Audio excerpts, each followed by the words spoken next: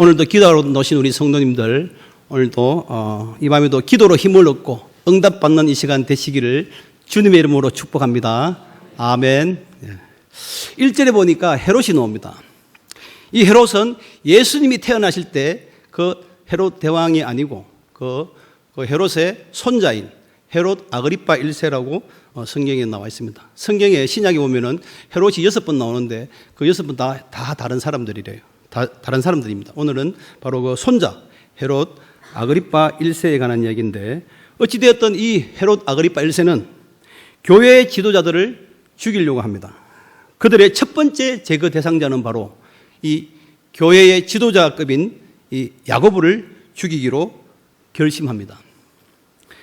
그가 사도인 야고보를 죽이려 한 그 이유는 바로 1절에 나와 있습니다. 그때에 보시면은 그때라는 단어가 나오는데, 이때 그때에 말하는 이 그때는 바로 뭐냐면은 본문 좀 올려주세요. 사도행전 11장 28절 그 위에 있는데 보면은 11장 28절에 잘 설명되어 있습니다. 선지자 아가보가 이야기하기를 성령으로 말하되 천하에 큰 흉년이 들었다고 이야기합니다. 그때가 글라우디오 때다. 이 글라우디오는 로마 네 번째 황제입니다. 이 네 번째 황제인 이 글라우디오 때 큰 흉년이 들었습니다. 그래서 이 역시 유대 지방도 흉년이 들었기 때문에 민심이 동요되기 시작했습니다. 이 헤롯 아그리파 1세는 민심도 잡고 또 로마 황제에게도 선심을 쏘고자 바로 그리스도인을 가장 싫어하는 바로 유대 지도자들에게 좋은 것을 하기 위해서 이 야고보를 죽이려고 마음을 먹었습니다. 그리고 죽이는 그 이유가 흉년이 들었는데 이것은 바로 기독교인들 때문이다. 그것으로 바로 하려고 합니다. 이것을 본딴 것이 바로 다섯 번째 황제인 네로 황제가 로마를 3분의 1을 불태우고, 저것은 자기가 한 것이 아니고 바로 기독교인들이 했다 해가지고 엄청난 박해를 받으면서 그때 베드로도 바울도 순교를 당합니다. 자, 그의 계획대로 야고보는 죽습니다. 그리고 죽고 나니까 유대인들이 생각했던 것보다 그 이상으로 너무 좋아하는 거예요. 야, 이거 내가 잘 죽였구나. 또 하나 더 죽일까? 그러면서 누굴 잡아갑니까? 바로 두 번째 예수님의 제자인 바로 여기 누가 나왔죠? 베드로가 나왔죠. 이제 베드로도 죽여버릴까? 그래서 베드로도 잡아가 옥에 넣었습니다. 그런데 그때가 무교절 기간, 6월절 기간이었습니다. 그래서 6월절 기간에는 뭐 살인도 금하고 또 일도 하지 않기 때문에 죽일 수가 없으니까 감옥에 넣어놨다가 이 6월절 끝나면은 죽여버리자. 이렇게 하면서 이 헤롯은 그 기대를 많이 가지고 있습니다. 예루살렘 교회는 또 그 모든 주변의 교회들은 큰 위기가 닥쳤습니다. 야고보가 예수님의 12제자 중에 한 명인 야고보가 죽은 지 얼마 안 됐는데 베드로까지 죽으면은 이 교회는 어떻게 되느냐? 걱정이 많았죠. 그래서 모든 교회와 성도들이 하나님께 간절히 기도했다는 내용이 오늘 5절에 나오고 있습니다. 교회와 성도가 간절히 기도하니까 하나님께서는 들으시고 바로 죽기 전날에 천사를 보내서 베드로를 구출해 줍니다. 죽음의 문턱에서 극적으로 베드로는 구출되어 마가 요한의 다락방 기도실로, 거기 모여서 또 성도들이 모여서 기도하고 있었으니까 그 기도실로 찾아가서 문을 두드립니다. 이날도 역시 베드로의 구출을 위해서 우리가 가진 건 아무것도 없으니까 기도밖에 할 수 없으니까 성도들은 모여서, 교인들은 모여서 합심하여 기도했던 것이죠. 그래서 중보기도를 간절히 하고 있을 때 베드로가 구출된 사실을 로데라는 여자아이가 이야기합니다. 그러나 사람들은 믿지 않습니다. 미쳤나? 이렇게 말합니다. 아마 누가 있다면 천사일 거야. 이런 식으로 자기들이 간절히 기도했는데도 불구하고 베드로가 나왔건만 믿지 않았습니다. 그러자 베드로를 보고 났는데 정말 놀라면서 베드로는 그 여러 가지의 자초지종을 설명하고 베드로는 다른 곳으로 피신하고 또 베드로를 놓친 간수들은 죽음을 당하고 다음에 헤롯은 또 다른 지역에 갔다가 벌레에게 먹혀 죽는 그런 죽음의 시간들이 계속 이어집니다. 오늘 이야기에서 두 가지의 의문점이 있습니다.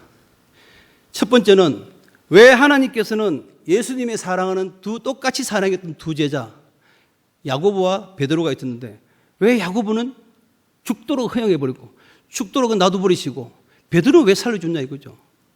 그럼 야고보가 잘못을 했느냐? 왜 야고보는 죽이고 왜 베드로는 살렸냐고요. 우리는 똑같은 사건을 두고 갈등이 됩니다. 또 하나 두 번째는 그렇게 간절히 베드로를 살려달라고 기도했던 그 마가다락방 기도실에서 베드로가 왔다고 했지만은 믿지 않았다는 거. 일어날 수 없는 일이 일어났다고 생각하면서 믿지 않은 그들의 모습. 심지어 그 아이에게 너는 미쳤다. 그리고 또 하나는 아마 천사일 거라는 이런 말을 하면서 믿지 않는 의심하는 두 가지의 의문점을 우리는 생각해 볼 필요가 있겠습니다. 베드로의 극적인 구출과 이 야고보의 죽음은 성도들의 기도 응답일까요? 아니면 이것은 하나님의 뜻인가요?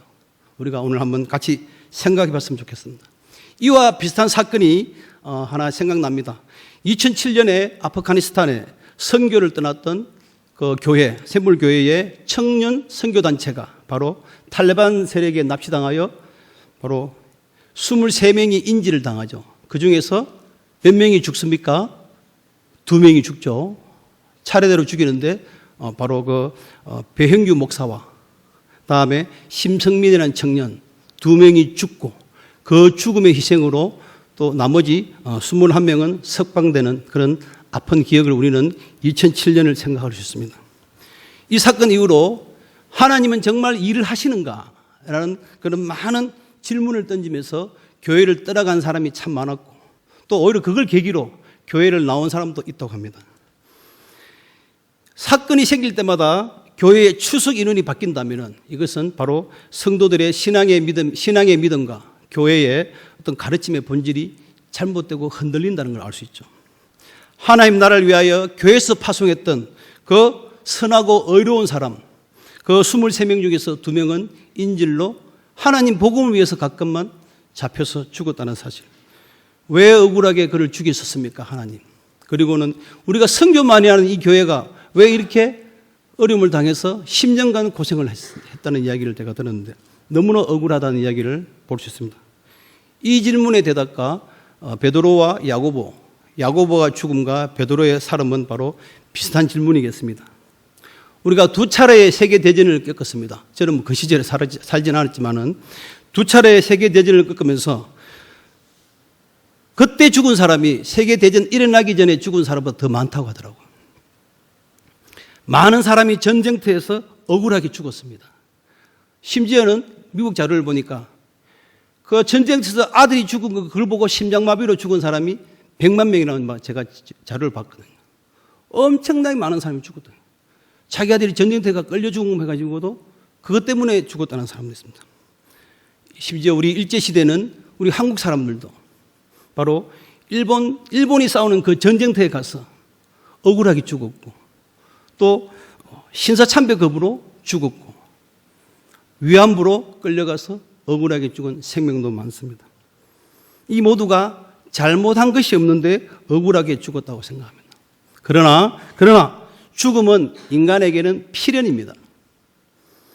죽음이 일어나는 것은 아담 이후로부터 우리는 죄가 들어왔기 때문에 인간에게는 죄가 들어왔기 때문에 우리 모두 죄인이고 바로 우리는 그 죄 때문에 죽음의 날짜가 서로가 다를지 모를지라도 바로 누구나 언젠가는 죽게 되어 있다는 사실입니다. 오늘 말씀의 첫 번째 주제는 죽고 사는 문제는 바로 하나님의 주권이며 그 하나님의 주권은 하나님이 일하시는 통로라는 사실을 같이 이야기를 나누고 싶습니다. 야고보가 잡히던 날에도 베드로가 잡히던 날에도 여전히 그들은 기도했을 것입니다. 그러나 야고보는 간절히 기도했지만 죽었고 베드로는 간절히 기도해서 응답받았다는 사실이죠. 죽고 사는 그 문제는 그 기도 응답의 주권은 바로 철저히 하나님에게 있다는 사실이죠. 야고보와 베드로의 사건을 보면서 우리는 믿음의 관점이 아니라 바로 주권의 관점인 사실을 꼭 알아야 되겠습니다.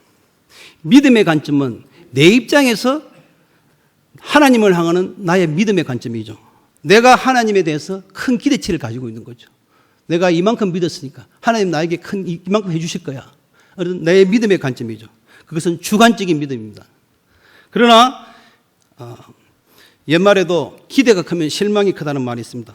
내 뜻대로 구하고 내 욕심대로 내 기대하면서 기도했다는 것은 바로 그때 기대한 만큼 기도했는데 그때 기도 응답이 없으면 그만큼 실망이 크다는 거죠. 신앙의 본질은 믿음의 관점이 아니라 생과 사는 지금도 일하시는 하나님의 주권의 관점이라는 사실을 우리는 꼭 기억하시고 기도하시길 바랍니다. 이미 우리는 죽었던 목숨입니다. 죄인이기 때문에 죽었던 목숨인데 그것을 구원하여 살려주신 것에 대해서 우리는 감사하며 오히려 감사하며 살아야 됩니다. 죽음은 인간들이 만들어낸 그 욕심 때문에 인간들이 만드는 그 죄 때문이지 하나님의 탓이 아니라는 거죠. 우리가 가지는 죽음은 우리들의 죄 때문에 나타난 우리의 탓입니다. 야고보서 1장 15절에 보면은 바로 뭡니까? 욕심이 잉태한 적 죄를 낳고 죄가 장성한 적 바로 사망을 낳는다. 결국은 욕심이 사망을 낳는다는 것이죠. 역사가 존재하는 이유로 전쟁은 하루도 쉴 날이 없이 계속되었다고 합니다. 땅을 넓히려 하는 그 욕심과 남의 나라를 짓밟고 자기 땅으로 만들어 가는 그 욕심이 바로 인간의 욕심이 잉태하여서 인간 스스로, 인간 모두가 자멸하는 바로 그 죽음을 불러온 것이죠. 잘못한 것이 없다고 우리는 생각할 수 있지만은 우리는 죄인이기 때문에 죽음은 겸손하게 받아들여야 하는 것입니다. 다만 내 명대로 내 목숨을 끝까지 다 지키지 못하고 중간에 죽으니까 좀 억울한 것이 있다는 거죠. 그 억울한 것 때문에 바로 우리는 조금 억울하고 슬픈 것 뿐이지만은 그러나 죽음이 이 땅에 찾아온 것은 인간의 욕심 때문이라는 사실입니다. 욕심을 내려놓으면은 우리는 하나님의 주권을 만날 수 있고 욕심을 내려놓을 때에 하나님의 주권을 하나님께 모든 것을 맡길 수 있다는 것이죠. 욕심을 내려놓으시면은 하나님이 일하시는 그 하나님의 일하시는 통로를 만날 수 있습니다. 욕심을 잡고 있기 때문에 결국은 우리는 하나님이 일하시는 그 통로를 만날 수가 없고 하나님이 일하시는 것을 볼 수가 없는 것이죠. 야고보의 죽음도 또 베드로의 구원도 모두 하나님이 일하신 것입니다. 모든 의심을 하나님께 맡기시는 감사가 있으시기를 축복합니다. 우리는 죄 많은 인생을 살다 보면은 죽지는 않았지만은 너무 사는 것이 힘들었어. 내가 참 열심히 살았는데, 내가 남한테 해롭게 하지 않았는데, 나 정말 열심히 살았는데 왜 내 인생은 이렇게 꼬이나? 왜 내가 힘들지? 그렇게 고민이 될 때도 많고 하나님 앞에서 한탄하며 괴로워하는 경우도 참 많습니다. 왜 하나님은 나의 기도에는 응답이 없을까? 왜 나에게는 고통이 이렇게 많을까? 내가 남한테 뭘 잘못했다고 이렇게 자기 자신에 대해서 자학하는 경우도 우리는 많이 볼 수 있습니다. 우리가 하는 기도는 나의 행위의 결과를 얻으려고 하는 것이 아닙니다. 모든 것은 하나님의 주권하에서 응답받는 것입니다. 그래서 예수님께서도 너희가 기도하면은 구하는 것보다 더 이상을 주겠다고 하셨습니다. 바로 마태복음 7장 11절 한번 보실까요? 마태복음 7장 11절에 다 같이 한번 읽겠습니다. 시작. 너희가 악한 자라도 좋은 것으로 자식에게 줄 줄 알거든 하물며 하늘에 계신 너희 아버지께서 구하는 자에게 좋은 것으로 주지 않겠느냐. 악한 아들에게도 주시는데 너희들이 기도하는 그 이상으로 너희는 주겠다. 그래서 모든 것은 우리 하나님의 주권에 맡기고 하나님 앞에서 하나님의 그 주권 가운데서 우리의 죽음과 삶을 맡기셔야 됩니다. 우리의 인생의 고통과 즐거움도 바로 하나님께 맡기시고 하나님이 일하시는 그 축복의 통로를 바로 우리는 맡으시기를 바랍니다. 두 번째, 우리 오늘 말씀의 두 번째 주제는 기도는 하나님이 일하시는 통로임을 본문을 통해서 알 수 있습니다. 베드로가 잡혀갔을 때 칼도 없고 무기도 없고 군대도 없는 그야말로 이 교회 사람들은 할 거라고는 기도밖에 없죠. 그래서 우리가 할 것은 기도밖에 없다. 우리는 기도가 최고의 무기고 최고의 어떤 힘이다. 그러면서 이들은 간절히 기도했습니다. 그 기도하는 모습 보고 그 교회의 기도를 통해서 하나님이 일하신 것이죠. 바로 베드로가 옥에서 풀려나고 마가다락방에 올 때까지도 그들은 여전히 기도하고 있었습니다. 다시 말해서 기도가 끊어지지 않았다는 것이죠. 베드로가 잡혀갔을 때도 베드로가 돌아올 때까지도 간절히 끈질기게 지치지 않고 끝까지 하나님 앞에 기도했다는 사실이죠. 예수님도 아무리 사역이 바쁘고 힘들었지만은 기도의 끈을 놓지 않고 계속 기도한 것이 여러 군데 나타납니다. 하나만 예를 들어보면은 예수님이 베드로의 장모에 열병이 있어가지고 그것을 고치자 소문이 곳곳에 퍼집니다. 그래서 많은 사람들이 몰려옵니다. 낫게 해달라고. 온 사람 쫓아내지는 못하니까 밤이 늦도록까지 예수님께서 계속 그 병자를 고치십니다. 그러다 보니 너무나 지쳤어요. 그러나 그 다음날 아직도 새벽이 밝기도 전에 성경에는 한적한 곳에 가서 예수님은 기도하셨다 나왔습니다. 밤새도록 환자들을 돌보고 그래도 기도할 시간에 기도할 장소에 가서 예수님께서는 한적한 곳을 찾아서 기도하셨다고 이야기해 놓습니다. 우리 히스기야 왕도 잘 알 수 있습니다. 히스기야는 아수르의 산헤립 왕 때 그 왕은 너희 신은 죽었다. 너희 하나님은 죽었다 하면서 예루살렘을 포위해서 그 아수르를 히스기야를 죽이려고 합니다. 그럴 때 히스기야는 할 것이 없었어. 기도밖에 할 것이 없으니까 그는 바로 옷을 찢고 굵은 베옷을 입고 하나님의 전에 나아가서 간절히 기도하였습니다. 그래서 하나님께서는 그 산헤립 군대 18만 5천 명을 물리쳐 주셨습니다. 또 히스기야가 죽을 병에 걸렸죠. 그랬을 때 역시 이 히스기야는 성전의 벽을 향하여 간절히 기도했습니다. 그러자 하나님께서는 내가 너의 기도를 들었고 내가 너의 눈물을 보았노라. 이제 내가 너를 낫게 하리라. 그러면서 하나님께서는 15년의 생명을 더 연장시켜 주셨습니다. 기도는 응답이 있다는 사실을 우리는 반면히 아셔야 됩니다. 베드로의 구출은 바로 하나님이 일하셨기 때문입니다. 바로 우리들의 간절한 기도를 들으시고 하나님이 일하신 것을 베드로도 고백했습니다. 11절 말씀해 보니까 내가 이제야 주께서 천사를 보내어 나를 헤롯의 손과 유대 백성의 모든 기대에서 벗어나겠다. 이제야 내가 알겠노라. 베드로도 기도하는 사람이었지만은 그때서야 교인들의 중보 기도를 듣고 자기가 풀려난 걸 알고 하나님께 감사하며 고백했습니다. 기도하는 자는 하나님이 일하시는 것을 볼 수 있습니다. 기도하지 않는 자는 그 일이 하나님이 하시는지를 알 수가 없습니다. 기도하는 자만이 하나님을 만날 수 있고 기도하는 자만이 하나님의 응답을 기다릴 수 있고 기도하는 자만이 하나님이 일하시는 통로를 만날 수 있다는 사실을 오늘 우리는 이 베드로의 구출과 야고보의 죽음을 통해서 우리는 만날 수 있습니다. 오늘 이 밤에도 간절히 기도하여서 기도가 하나님이 일하시는 통로임을 체험하시고 또 하나님의 복을 만나시고 응답을 만나시는 이 밤이 되기를 축복합니다. 말씀을 마무리하겠습니다.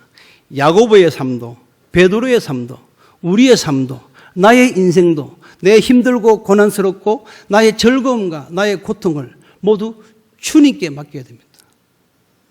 왜 따질 필요가 없어요. 왜 여기는 죽고 여기는 왜 살리고 왜 얘는 죽고 왜 얘는 왜 살리고 왜 얘는 잘 되고 왜 얘는 못 되고 그것은 모든 것을 주관하시는 분은 하나님이시고 하나님이 일을 하신다는 것을 우리는 기억했으면 좋겠습니다. 기도 응답도 하나님의 주권 아래 있다는 사실을 믿으시기를 바랍니다. 주님의 선하심을 믿고 어떤 상황에서도 기도를 포기해서는 안 됩니다. 베드로가 나올 때까지 베드로가 나오는 것까지도 모르고 그들은 간절히 기도한 얼마나 많은 시간을 두고 기도했겠습니까? 어떤 어려움이 있더라도 우리를 죽음에서 생명을 주신 우리를 구원하여 주신 죽었던 죄인을 살려주신 주님을 생각하시면서 간절히 기도했으면 좋겠습니다. 기도는 하나님이 일하시는 통로임을 믿으시는 기도는 하나님이 일하시는 통로임을 믿으시는 저와 여러분이 되시기를 주님의 이름으로 축복합니다.